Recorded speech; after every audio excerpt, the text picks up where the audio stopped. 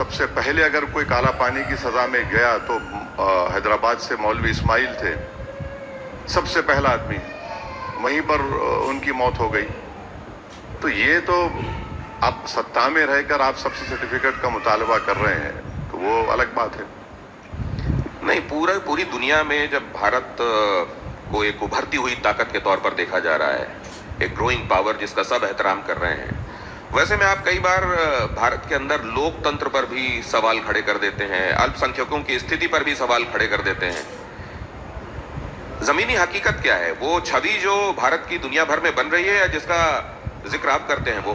तो पहले आपका सवाल में दो पार्ट हैं। पहला पार्ट का जवाब देता हूं। अमेरिका का डिप्टी सेक्रेटरी भारत में आके बोलता है कि हम भारत को चाइना की तरह उठने नहीं देंगे। कौन है भाई गोरी चमड़ी वाला जो भारत में आकर बोलता उठने नहीं देंगे? उसके बाप का भारत है जो यहां पर आकर बोलकर चला गया और हम लोग कुछ बोल नहीं सके उसके बारे में। हम भीख मांग रहे हैं अमेरिका से कि हमको 30 दिन का वेवर दे दो, हम ऑयल खरीदेंगे। ये भारत है जिसकी आप बात कर रहे हैं। ईरान में गड़बड़ हो गई तो आपने कह दिया कि ठीक है, अब आप खरीद लो रशिया से ऑयल। कौन है भाई वो बोलने वाला हमको हम रशिया से ऑयल खरीद लें? आप बताइए कि कहाँ गया हमारी गीरत, हमारा हमियत, कहाँ गई सब चीजें? ये इस पर कोई नहीं कुछ नहीं बोलता।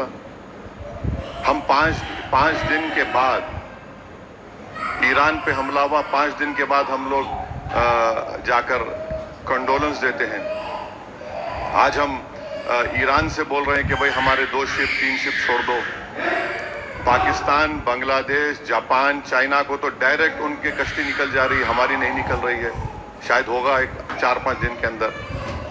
ट्रंप हमको बोल दिया 2018 में ईरान से ऑयल मत लो। आपको मालूम यूको बैंक में 60,000 करोड़ हमने जमा करवाए थे। ईरान से हम ऑयल ले रहे थे और ईरान यहां से पैसों को लेकर नहीं जा रहा था, यहां से सामान खरीदकर भारत से लेकर जा रहा था। आज हम वो भी नहीं। हमने ट्रंप बोला गोरी चमड़ी वाला कि हम, ट्रंप ने कह दिया कि आप मत खरीदो रशिया से, हम नहीं खरीदेंगे। ट्रंप ने कह दिया खरीद लो, हम खरीद लेंगे।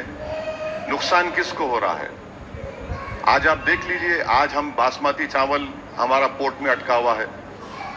फ्रूट जो जाते थे रमजान में गल्फ को, वो नहीं जा पा रहे हैं। आज हमारी कश्तियों को अफ्रीका से जाना पड़ रहा है, इंश्योरेंस उनका बढ़ गया है। तो फिर आप बताइए फिर कैसे होगा ये? और दूसरी बात, आपका सवाल का दूसरा हिस्सा, मेरे को एक बात बताइए, उत्तम नगर में क्या मुसलमानों को ईद मनाने के लिए हाईकोर्ट जाना पड़ता है? उत्तम नगर में आप घटनाओं का सामान्यीकरण नहीं करते? सुन तो लीजिए, अरे सुन तो लीजिए। दूसरी बात, आपने बात की वहां पर कश्ती में बच्चों ने रोजा खोला। एक वीडियो तो दिखा दीजिए टीवी 9 पर कि उन्होंने हड्डी डाली है पानी में। और कौन सा कानून है जो कहता है कि खाना नहीं खाना? और जो पूरा सूरज आकर गंगा में गिर रहा है उस पर आपके मजहबी जज्बात को तकलीफ नहीं होती? अच्छा, मेरे मजहबी जज्बात क्या क्या होगा? मैं भी रोजा रहता हूं। क्या मैं कह रहा हूं कि सबसे कुछ खाना मत खाओ, कुछ पानी मत पियो, क्योंकि मेरी आस्था है? मैं तो ये नहीं कह रहा हूं ना किसी से। नहीं, लेकिन आपने पहले नहीं सुनिए, आपको तो पहले बोलना नहीं चाहिए था कि मैं ये सब कर रहा हूं, आपने बोल दिया। मगर मैं आपसे तो नहीं कह सकता ना कि सर आप जब तक आप मेरे सामने पानी मत पीजिए। ये कौन सा ऐसा माहौल बना दिया जा रहा है कि आपकी आस्था इंपॉर्टेंट है, मेरी नहीं है? नहीं, आपने 2 चीजें। अच्छा, और एक चीज सुन लीजिए, ये कौन सा पुलिस का इंस्पेक्टर है जो कहता है कि जिसको ईरान जाना ईरान चले जाओ? सुप्रीम कोर्ट के जज ने कहा कि उनकी बेटी की दोस्त मुसलमान थी, उसको घर नहीं मिलता है। सुप्रीम कोर्ट के जज ने कहा उनकी बेटी की दोस्त मुसलमान है, उसको घर नहीं मिलता है। आप उठाकर देख लीजिए।